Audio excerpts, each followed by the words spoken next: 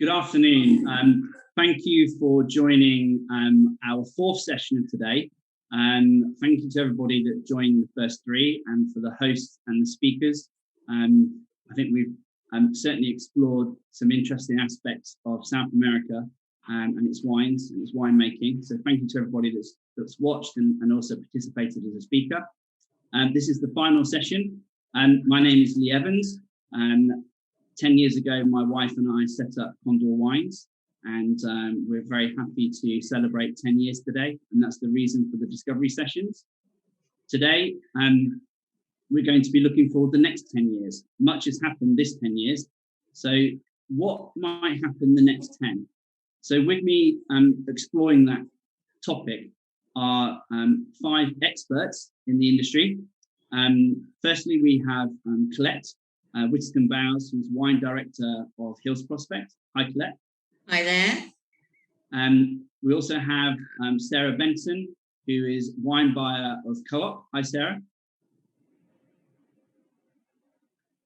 And we have Carla Bertolotti, who's managing director of Vinos Latinos, also a South American specialist. We have John Chapman, managing director of Oxford Wine Company. Hi, John.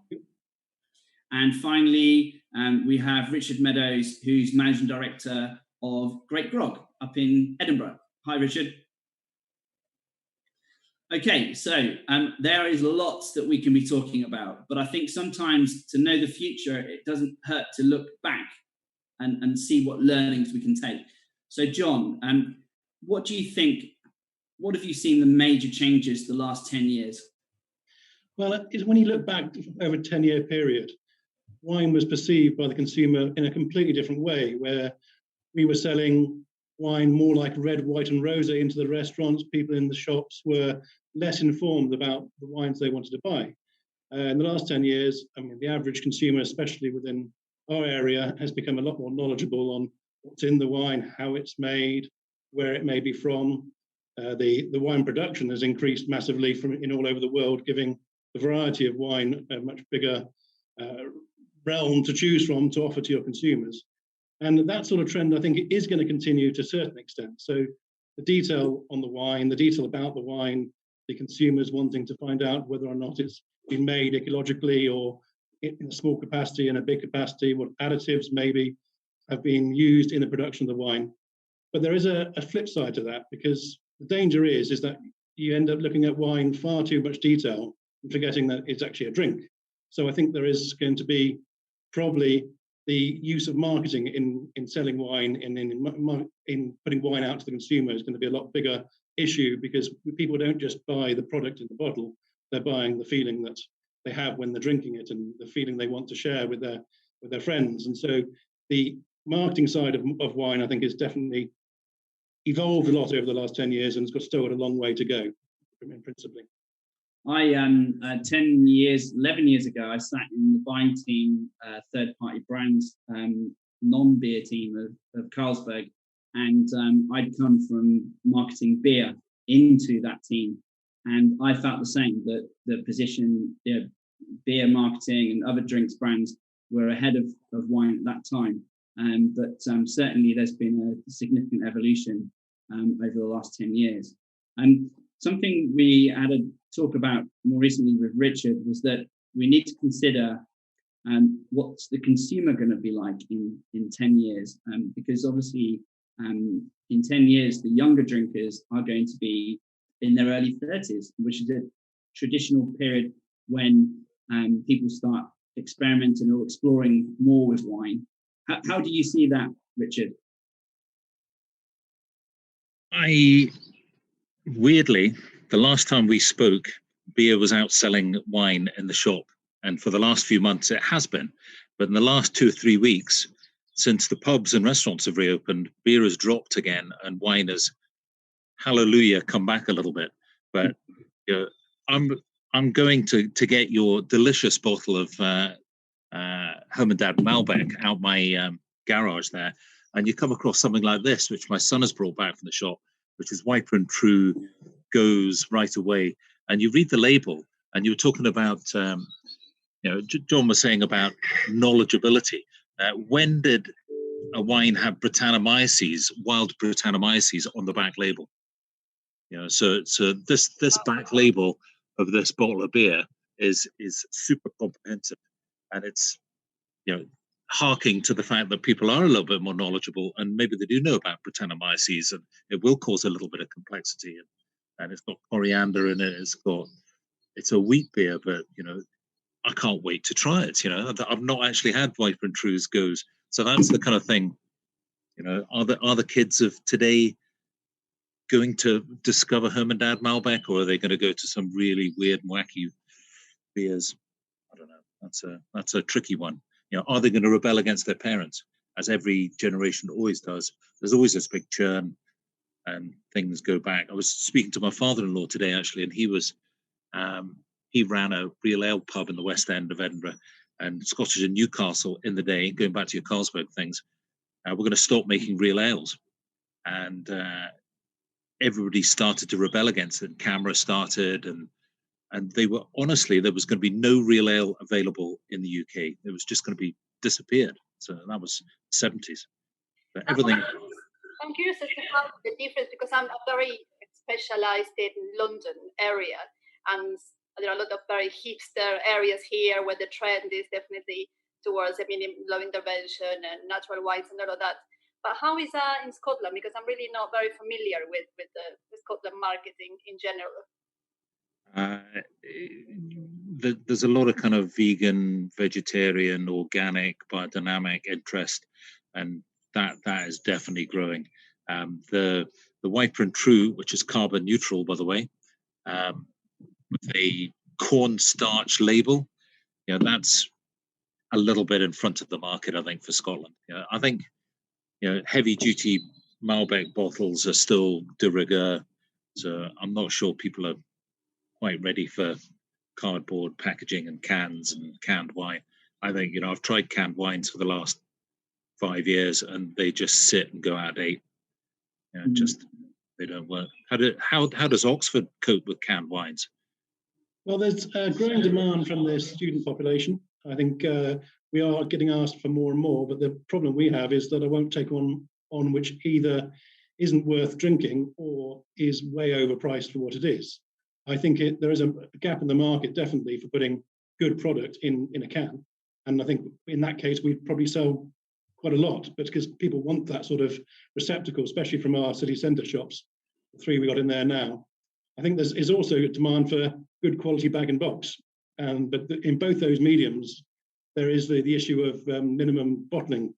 And that causes the issues for why there aren't so many canned products out there, is because the canning runs are so vast, or the bib runs are vast as well. So it's a sort of chicken and egg. We need more product, but we also need more demand. So totally agree with that. I've taken my first order for canned wine only last week, and therefore placed an order for the first time. It's something that I can see it will grow. It will have to. There are certain areas that we deal with that do not want PET wines, which you can get. Don't want glass because of the area they're in. So can does tick those boxes. But you're right, they're still pricey. And a lot of the wine isn't that great. You have some that are okay, but also bag in box, definitely. We've got to come away from the old Stoles bag in box, Stoles of Chelsea kind of thing. There is a lot more out there that's from France, from Italy, kind of thing that we are selling now, and also one-way keg. But that's few and far between. But I think there is a big opportunity for all of those forms of wine packaging, definitely. I was quoting for a festival just on Saturday, for a festival in a couple of weeks, and we deal with over 100 suppliers. I was scouring through the suppliers for canned wine because they wanted it for the safety side of their festivals. I think I only found about a dozen, and that's quite surprising, really. It was 2021, so if anyone listening out there, that's a niche to fill. I'm listening, John. I'll just get my order pad out.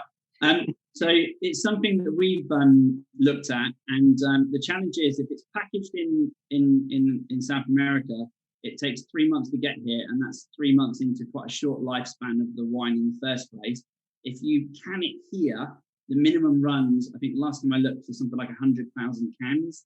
So if I've got my order pad out and Sarah's in the room, maybe we can do that. But it's really hard, and that's one of the reasons why you've only got so few suppliers, because there's just not enough demand, and you can't risk shipping or bottling or canning so much of it. Certainly our end of the market.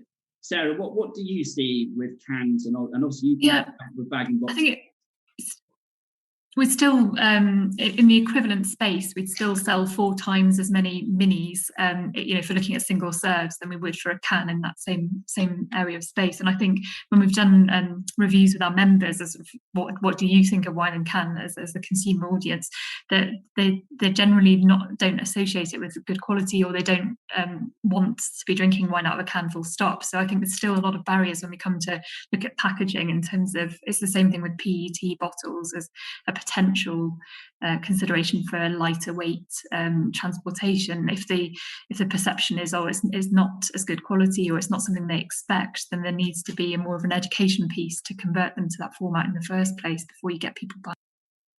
I mean, obviously the reason we're looking at these alternative packaging formats are in twofold, really. Firstly, because the younger consumer is using them currently, and with the demanding craft beer, particularly with cans.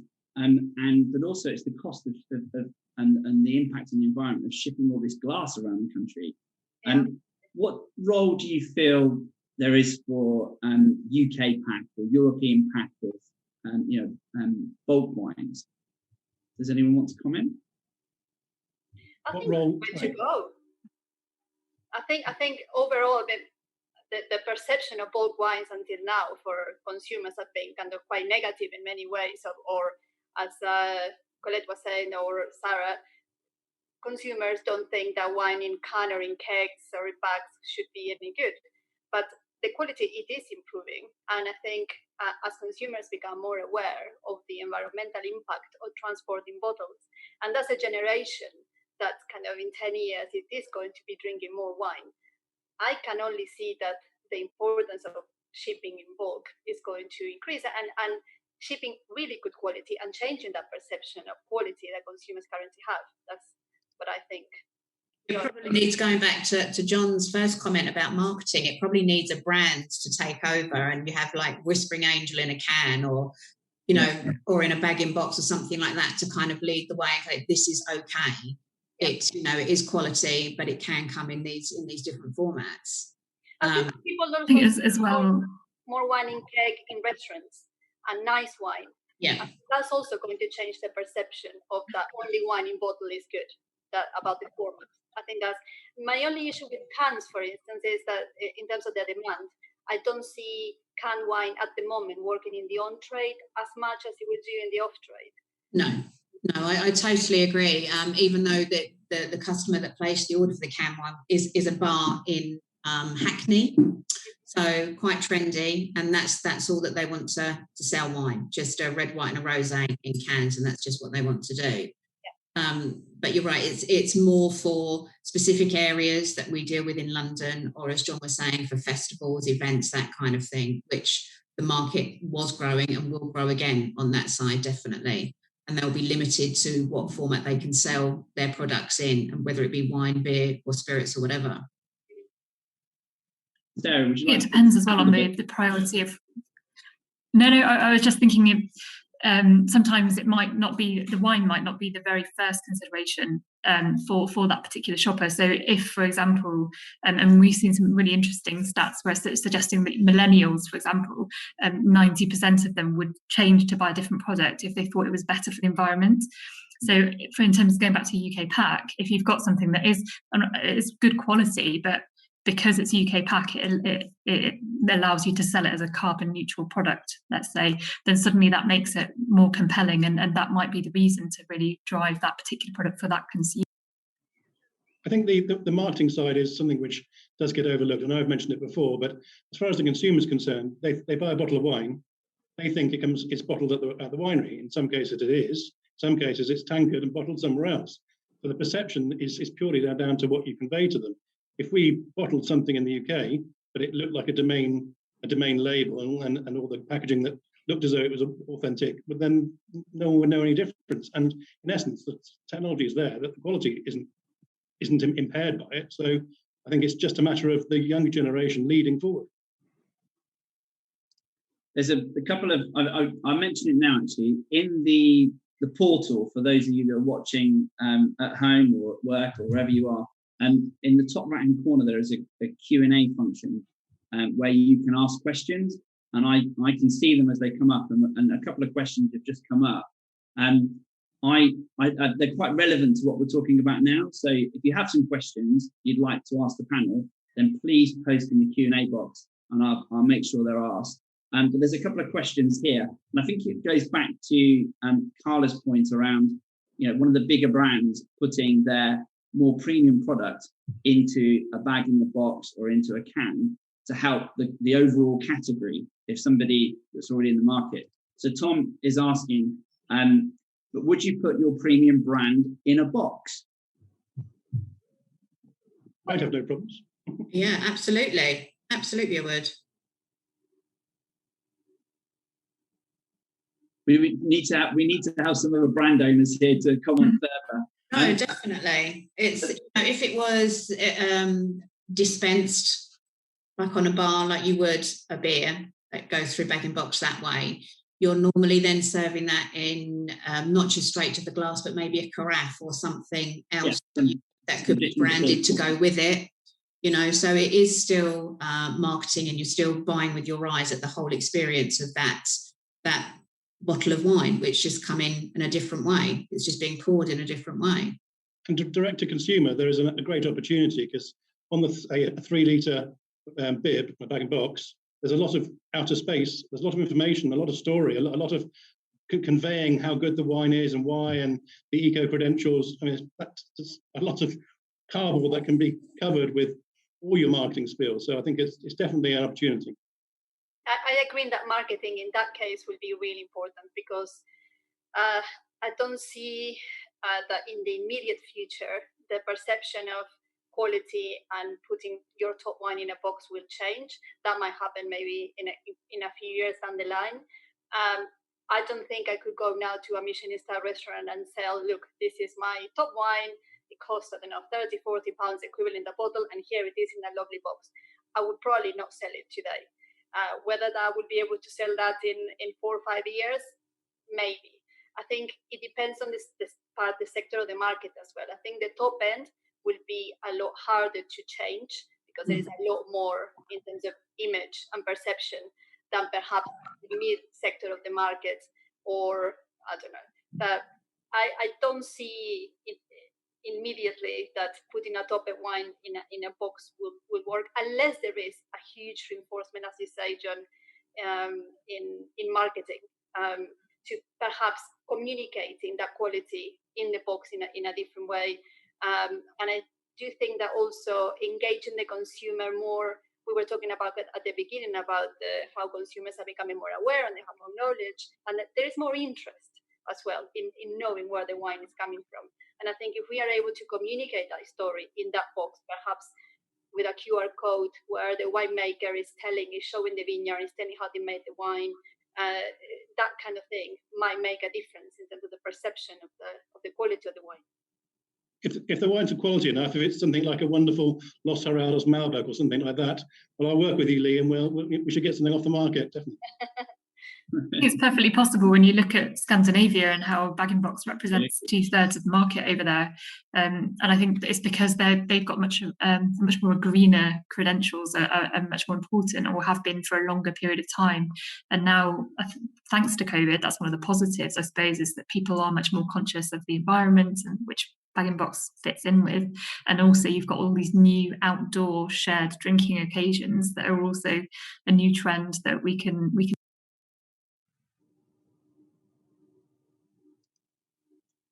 Okay, so there's quite a few questions. So thank you everybody for your questions. I'm going to ask a question to give myself a minute to read all the questions that have just popped up. So Thomas again, he seems to have encouraged everybody to make a start. And he's saying, are the young today even drinking alcohol? Yes, they are. Yes, definitely. But probably not down a Wetherspoons anymore. It's something that offers a little bit more, whether it be bad axe throwing, crazy golf, board games. It's some kind of event space within a bar, so it's got a theme to it. Or it is more in the villagey, the quirky kind of Shoreditch, Hoxton kind of venues where it's a bar that is going to offer something a little bit different. Their cocktails are going to be quality, their wine is going to be natural wine, whatever, organic, and doing those offerings. So it is something different. And my daughter's 23, and that's what she's looking for. Does not drink Prosecco whatsoever. They're looking for something that little bit more quality, because even they have got that little bit more knowledge right now. So I think in the next 10 years they will, they'll be looking for quality and premiumization over a quick fix of a Lambrini. And I think that's what we're seeing more and more with people wanting. I think John, you referenced it about having more of an occasion and an experience, and that it's not good enough to have a good wine. It has to offer more. It has to offer a story or something they can connect with as they have it at home. It's not just enough to have a good drink. I think every area of the country will have a different sort of take on that. I mean, up in Scotland, I'm sure Richard has got a different demographic to London, and here in Oxfordshire, it's not necessarily the standard countryside as you get in Yorkshire, but I think they're definitely still drinking. I don't think they're drinking necessarily as much as I remember when I was sort of a 20-year-old, but then hopefully they're drinking better, which is better for all our industry, really. I think they are, and it's got to be Instagrammable as well, hasn't it? Yes, that's very important. There's a question here from Charles. Does the panel think that quality South American wines are still very underrepresented in the UK? Do we see this changing? I certainly hope so. But what does the panel think about? Do we see an evolution in the search for better quality from South America the next 10 years? Well, yeah, I was going to say Malbec's the fastest growing variety. It's even outperforming Sauvignon Blanc. So absolutely not. And I know we don't want to all just hang our hats on Malbec. There's plenty more to offer. But I think South America, for me, is the most exciting country in terms of growth and development and indigenous varieties and all these initiatives that we're seeing from producers, old dry farming and lots of environmental work going on as well. I think one of the problems is that the industry in South America is, in certain areas, so if you look at Chile, it's not that old. I mean, certain producers may have been going for quite a few years, but to get icon wines that stand out around the world, it takes a bit of history. It takes a number of vintages. It takes some consistency in there. So you do have the likes of Senna, who trailblaze, and on the likes of these top cuvées, but for everyone to produce a top cuvée and suddenly think they're the best wine in the world, it's just going to take time. It's going to take another 10 years. I think it goes both ways. I mean, there is more interest. I can see more interest in this past 10 years from what people were interested when I started and what they're asking for now. Definitely, consumers are asking for more diversity, more variety, more premium wines, and they're willing to pay. But I think there is still a long way to go to compare with what people were expecting to pay for a French wine or an Italian wine that have that prestige that perhaps South America doesn't yet have. But also the fact that South America, it is producing more interesting stuff now. It is also pushing the demand. So I think it works both ways. And I do see that in the next 10 years, there's definitely going to be an increase in the demand for more premium wines. I agree. I think we're just at the start almost of the journey to South American wines. I think you're right. There's we know that there's quality out there and something a little bit different, but getting that, it's just going to take time, probably will take the next 10 years for the public to appreciate that there is more to Malbec than Malbec. There is more to South America, but the quality of the Malbecs, it isn't just an entry level now that you just have something on your list. It is more mid and premium that we're looking for and that people want. Their taste has changed. It isn't that entry level stuff they want something with great body and character. So I think everybody's learning. And I think what is developing, I mean, what Sarah started on about the Malbec, that does bring a lot of people to South America. And just before we came on, I was speaking to Carla. She was talking about Bolivian wines. And it's the more diversity, the more interest through one continent will drive a lot more people, a lot more focus in the shelves of the supermarket, or a lot more inches on a wine list in a restaurant, where you can have a whole section to South America. So it's not just an RG Malbec. I actually had a phone call from a Bolivian winemaker this morning who wanted to join the session. So there is wine made. We're trying to. The difficulty of Bolivia is actually trying to get it out of the country in terms of the logistics of it. So, but we're Carla and I have been looking at it quite recently. So watch this space. Maybe in Bolivia, there's a new Bolivian style of something that's going to take us all by storm, but we shall see. There's a very good question here about, this has come from Derek. I'd like to know what role the panel sees technology playing for suppliers, retailers, and the on-trade over the next 10 years, or will we lose the personal touch? I hope not.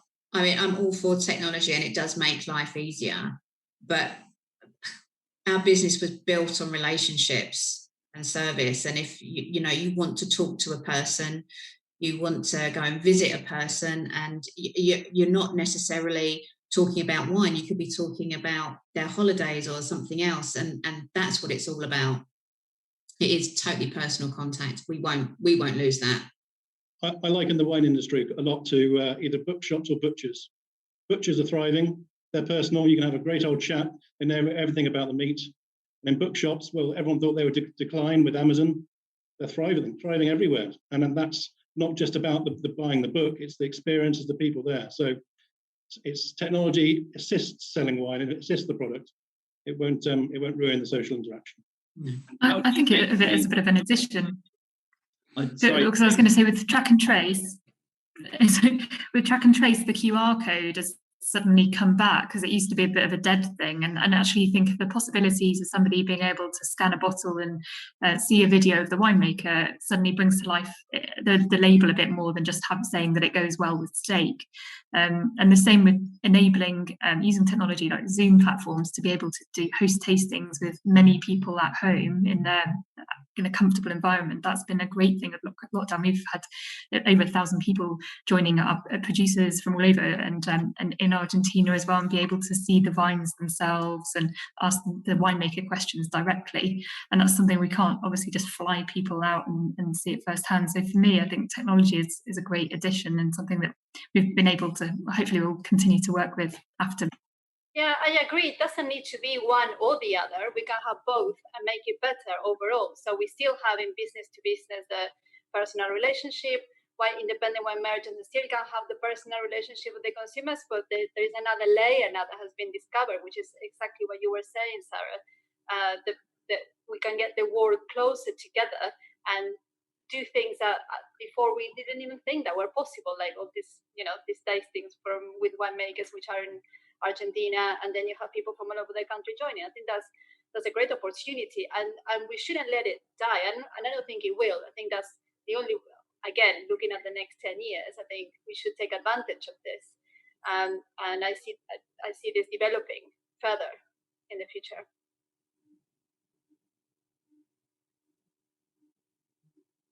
Okay, so there's plenty of questions coming in.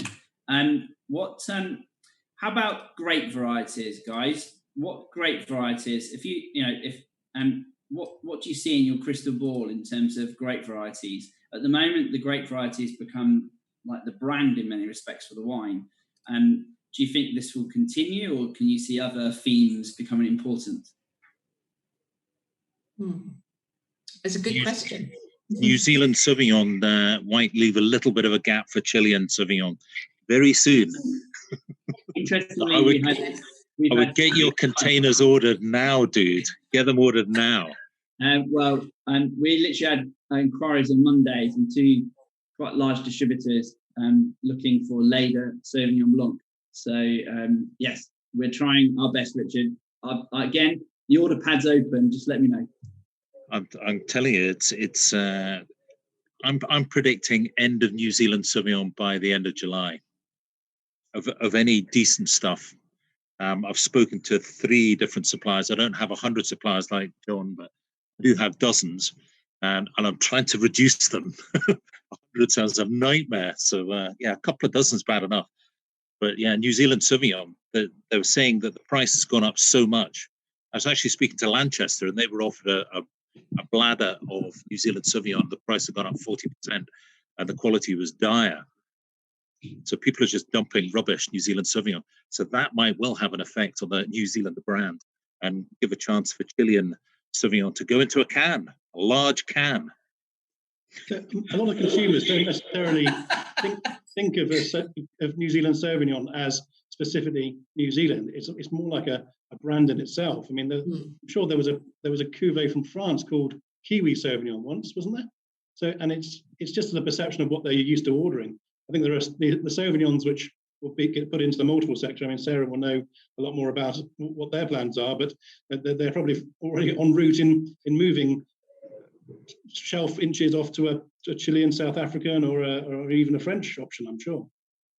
But going back to the original question about grape varieties, I think there is a lot of interesting grape varieties, but there's only so much it can do. I think what people will be interested in is how it's made more than the different variety, because effectively you can go onto weird and wonderful grape varieties and for the sake of it, it's a bit like the gin market, where everyone comes in to buy a different gin they haven't had before, so they come in to buy a different grape variety. It might help Georgia, but in reality, that's not going to affect the quality of wine is in how it's made, and I think that will have to take a front seat before just being a different variety for the sake of it.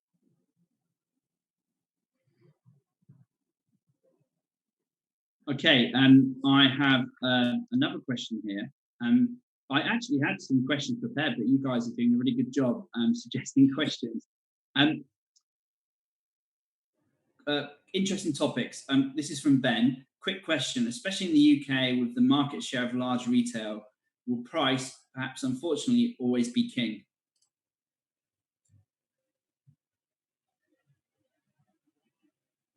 Sorry, I Not didn't. for us. Can you just repeat the question, Lee? Yeah, I didn't hear.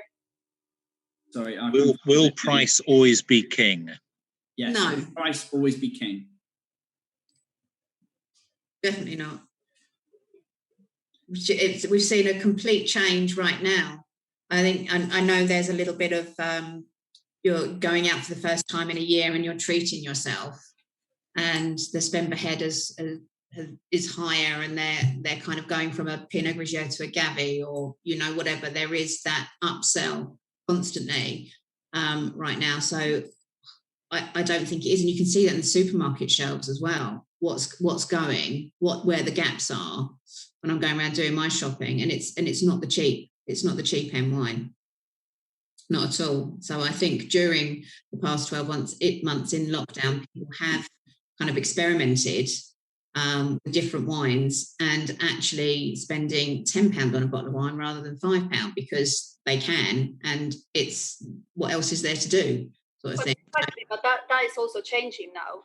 Now that the economy is open and we are back to spending money in more places, then I think, because there's been quite a damage to the economy over the past 12 months, and some people are better off, but perhaps the majority are not necessarily better off, and that I think eventually will show. So I mean that is it's hard to say really, because it depends on how quickly the economy recovers, and in factors that are totally out of our control. And between Brexit and COVID, I think there's been quite a lot of suffering. So we'll have to see. At the moment, I agree with you, Colette. Yeah, no, definitely. People are spending more, but whether that trend will continue or there's going to be a dip at some point and then we'll recover, I think it depends on the global economy, perhaps. Price is king, no, value is king. So that can be any price. That's all about value. I think that's a really good point, that it is about value. That price quality formula, which ultimately is value, because you can get value at all price points and you can get nowhere near value at all price points. So I think that you're right, John. It's a really good point. Value, that's not going to change. I think it'll be interesting to see once we go back to fully open on trade for an extended period and whether that reverts back. But we're certainly planning around this continuation of a growth in at-home scratch cooking and shared dining occasions to replicate restaurants and people wanting to drink less but better and try and have more sort of dine at home type occasions, which sort of then taps you into sort of higher, more premium products that offer a trade. And actually, that opens up a new channel for on-trade distributors and on-trade outlets, because some on-trade have benefited greatly in terms of sending out at-home dinner kits and wines, etc. So that's a new revenue stream that benefits both sides of the industry, both the on and the off-trade. So talking about this, I have a good customer, a restaurant that being supplying these boxes, and now they are going really big with it. So instead of going back to, because I'm making more money by delivering boxes than they were by just running the restaurants. So they have decided to keep going and add wine to it, to the whole experience. And it's going to be quite a considerably large project or business. So I think now that consumers have discovered that they can have the restaurant quality food at home, and they can entertain, going back to having people around and not having to cook, having the luxury of having amazing food delivered that requires minimum prep, and you can do something really amazing. I think that people have discovered that now. I think that's here to stay, and then the wine will kind of hang on to that. And there is a huge opportunity there too. What in terms of sort of trends we're seeing at the moment around sort of low alcohol and no alcohol, where do you guys see that going? It seems to be everywhere else other than wine right now. There isn't a good no or low alcohol wine that I've tasted yet, unfortunately. But I think we'd sell it if there was one. But it's not. I've not got any real demand for it whatsoever. But the spirits, the beer, the cider, definitely that has grown. So it's probably only going to be a matter of time where people would want a wine as well. There's definitely a demand for low and no for the event market, the weddings, because there's the toast, there's the people who are sat at the tables with the wedding breakfast wanting to at least appear that they're drinking wine, or the kids who want to be involved but drinking a non-alcoholic. But in the mainstream, in the restaurant side, I mean, maybe I'm the wrong generation, but for me, if I don't want to drink alcohol, I'll have a non-alcoholic drink. I mean, there's plenty of nice drinks out there which don't have alcohol in them. I think wine hasn't got it right. I'd rather have a juice any day than what's currently available out there. But I think we haven't quite replaced, and this perhaps accelerates the risk of people switching into spirits and beer where they have got good alternatives, or at least viable alternatives, is that we haven't really got anything to offer. And when we're seeing that nearly a third of people saying that they're more concerned with their health going forward, I think it's something we need to be more conscious of. Richard, any difference in Scotland with this? We weren't allowed to sell alcohol to the restaurants, so we desperately trawled the country for anything that was drinkable and zero alcohol wine. And actually, Darling Cellars was about the only one that was vaguely drinkable and actually tasted a wine. So their Sauvignon and Shiraz were adequate. And weirdly, now that we can sell booze back to the restaurants, Tom Kitchen, which is a Michelin star down in Leith, bloody sommelier phoned up and said, I'm going to have to take more of that delicious low alcohol wine because the bloody consumers are still bloody ordering it. And they seem to have got this accidental habit of ordering low alcohol wine. So I was like, God almighty. I was thinking, well, I'm just going to have to put this down the drain, what I had left. But actually I was like, Christ almighty. So yeah, I sold 36 bottles of zero alcohol wine to Tom Kitchen last week. I mean, who'd have bloody thought it? And they can sell real wine. So that's a I think I need to try and strange thing. I'd like to try that, Richard, and perhaps we can do a tasting with. It is adequate. It's fine. Yeah, I've tasted it. It's good. It just needs a little bit of alcohol in it. It'll be fine. In Argentina and in Chile and less so in Uruguay, but typically the alcohol levels can be quite high partly because of the climate, but also the demands from its main markets, i.e. or main market, the US. But certainly there has been a trend more recently in reducing alcohol levels, picking earlier, bringing more freshness into the wine. How the other trend that Argentina and Chile and in not lots of the country have are these big heavy bottles. We're getting a lot more negative feedback from our customers now about the heavier bottles. Jancis Robinson is now going to start reporting on her site when she does reviews. How are you seeing things out in trade, guys? What are you seeing in terms of these heavier bottles? Two-edged sword, really. There are people who want that because when they're buying a premium wine, they want to feel that it's a very well put together, thought about product. And so when an icon wine from an estate in a fancy box, it's not eco at all because you've got all the packaging, you've got all the glass bottle.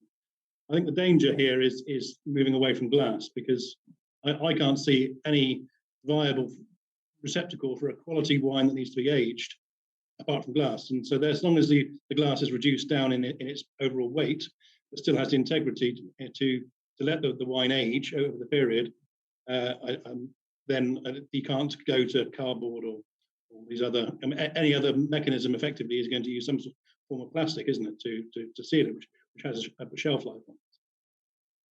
I think it's a generational issue. The consumers that are now asking and buying this kind of wines, premium wines in heavy bottles in 10 years, in 10 years, a different generation will replace those buyers, and this generation are a lot more environmentally conscious. So I'm hoping, and I would hope that they would be willing to compromise in terms of I agree with you that bottle seems to be the best recipient for to age wine, yeah. But it doesn't need to be a heavy bottle, and I think consumers will eventually understand that and will be willing to pay the same price for a lighter bottle with the same quality inside, which is what matters.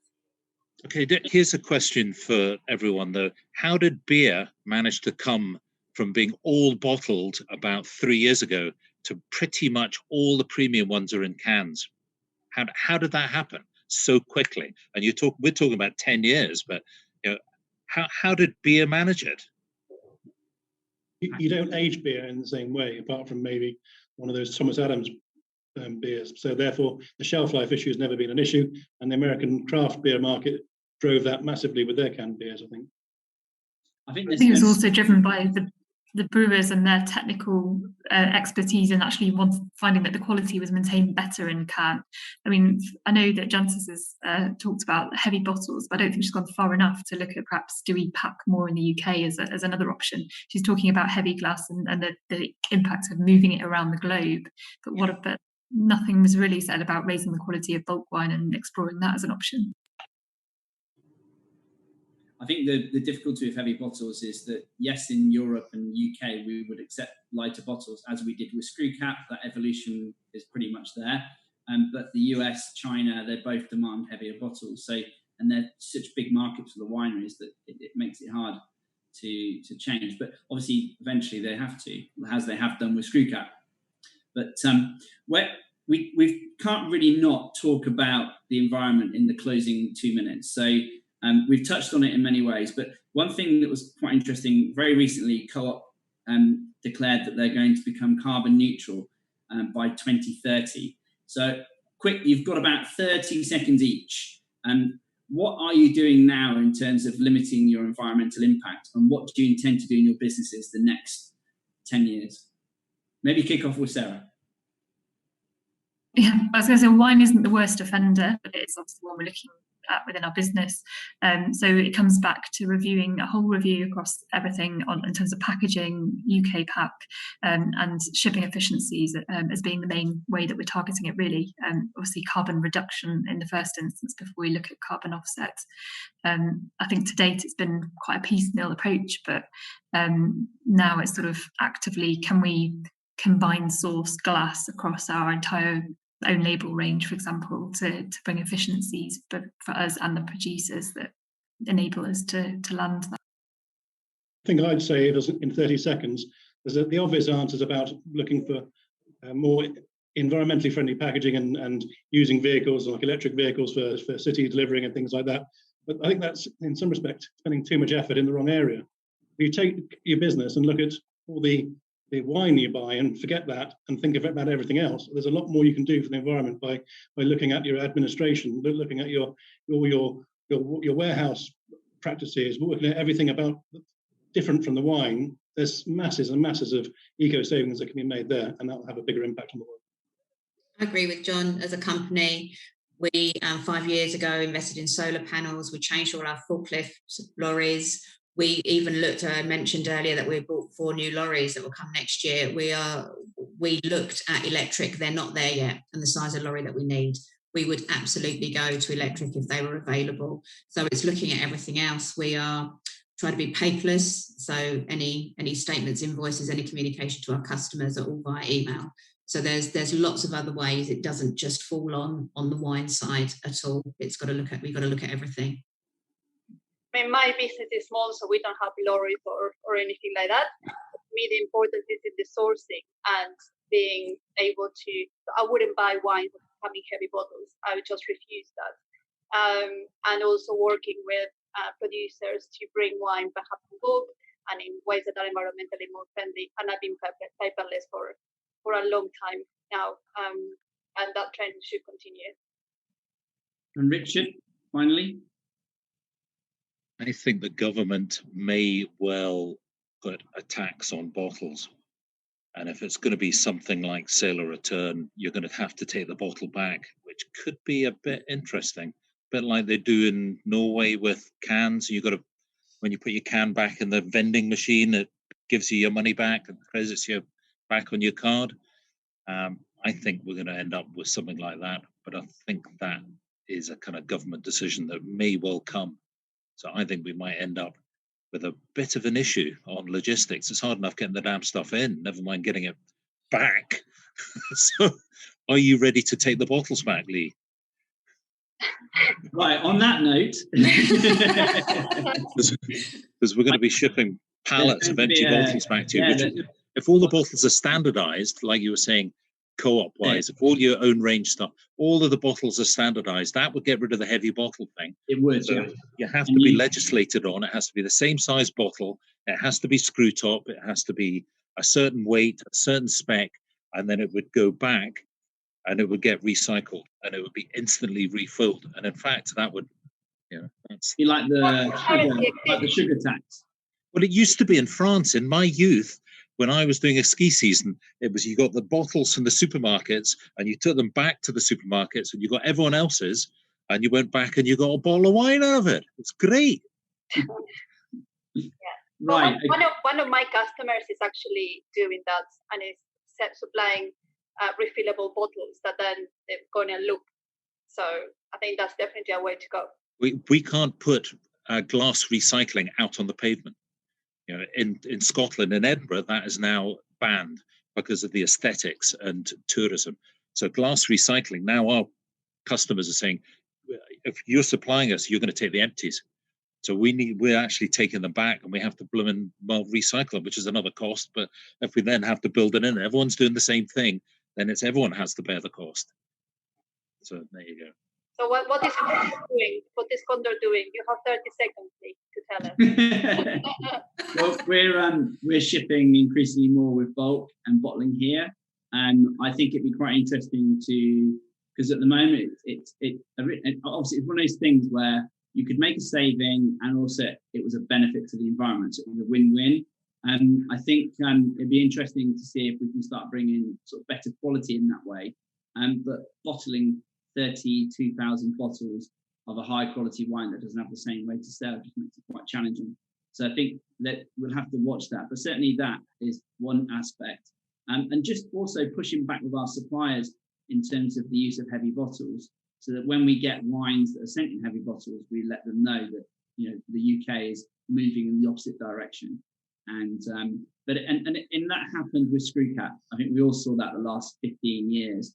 That now screw cap has become acceptable and the producers have responded. So I think that's what will change things in the end. Right, that in the end went very quickly, and I thank everybody for watching. Thank you, Sarah, John, Colette, Carla and Richard for your support in this session, and for everybody else, who supported us through for these 4 sessions. I wish you a very good evening. We'll certainly be celebrating with some South American wines this evening, our 10th anniversary, and let's hope the next 10 years will be just as successful for everybody. Thank you very much. Happy anniversary, Lee. Goodbye. Everyone. Bye-bye. Thank you, everybody. Happy birthday. Thank you.